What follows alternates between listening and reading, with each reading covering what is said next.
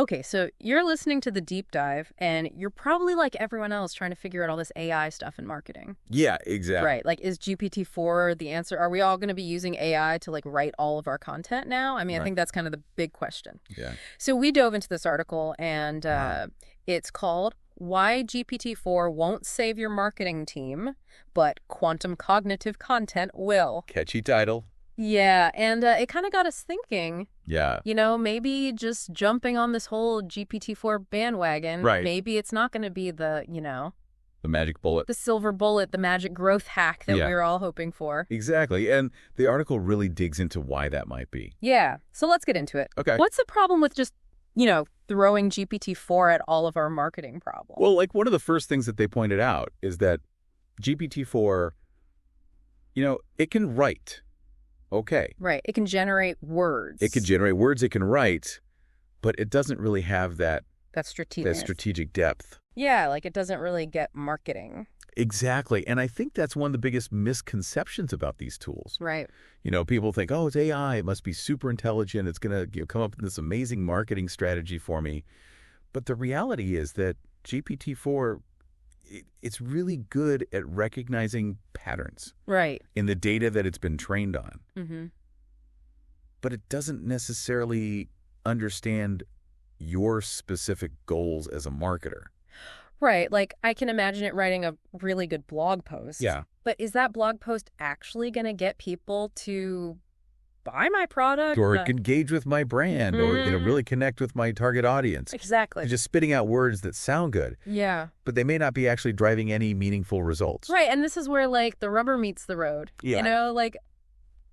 It's one thing to write something that's grammatically correct and sounds nice. But if it's not actually aligned with your business objectives, then what's the point? Exactly. And that actually leads into another limitation that the article brought up, which is the problem of repetitive and generic outputs. Oh, yeah. Like, if we're all using the same tool and feeding it similar prompts, won't we all end up with kind of like the same boring content? Yeah, it's kind of like the fast food of content marketing. It's quick, it's easy, but it's not exactly gourmet. And it all kind of tastes the same. Exactly. And this is a huge issue for brands, especially, smaller businesses that are trying to stand out. Right.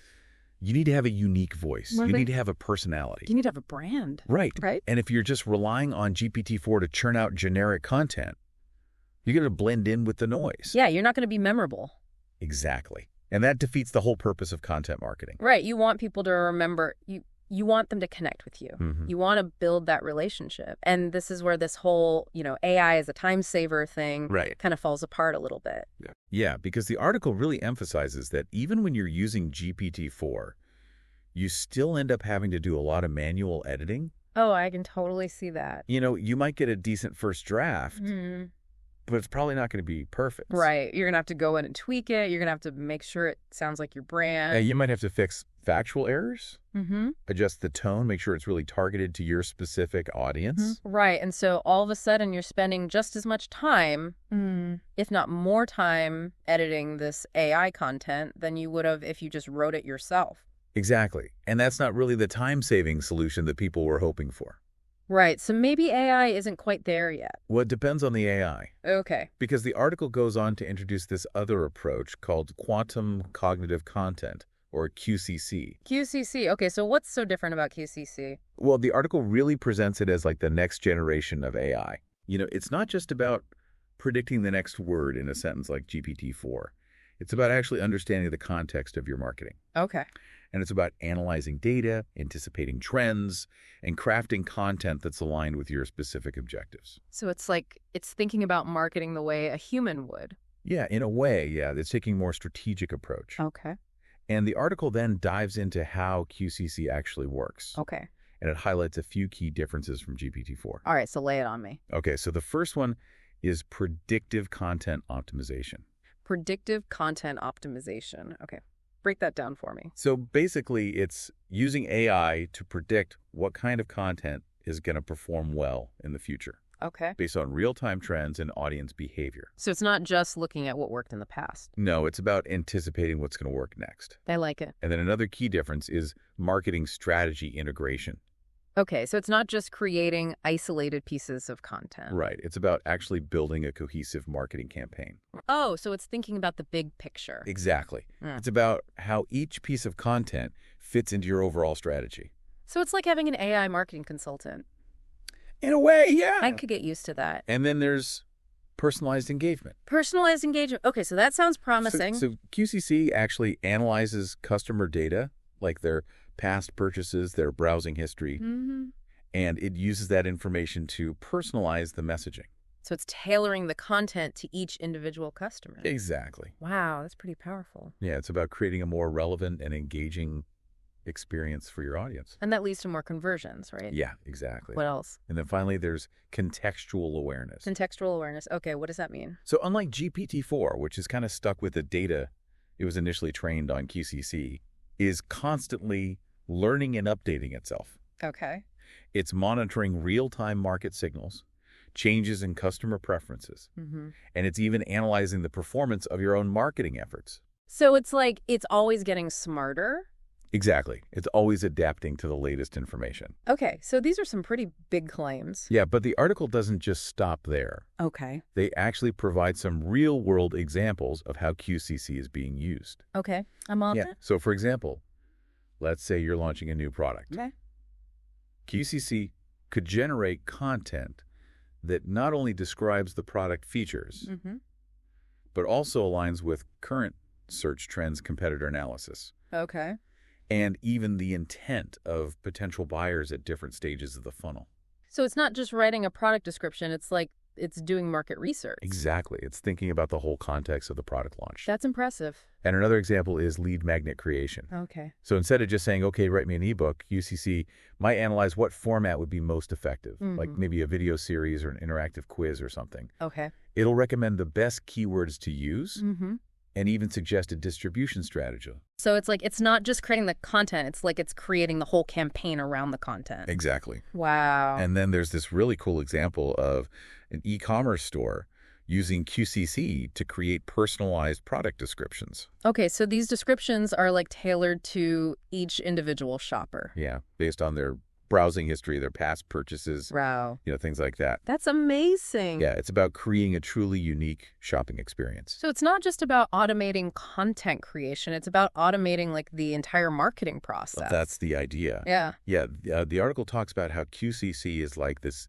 AI-powered marketing partner that can help businesses scale their efforts without sacrificing quality. Right, because the AI is doing the heavy lifting. Exactly. And the article suggests that businesses that adopt this kind of technology early on, they're going to have a significant advantage. I bet.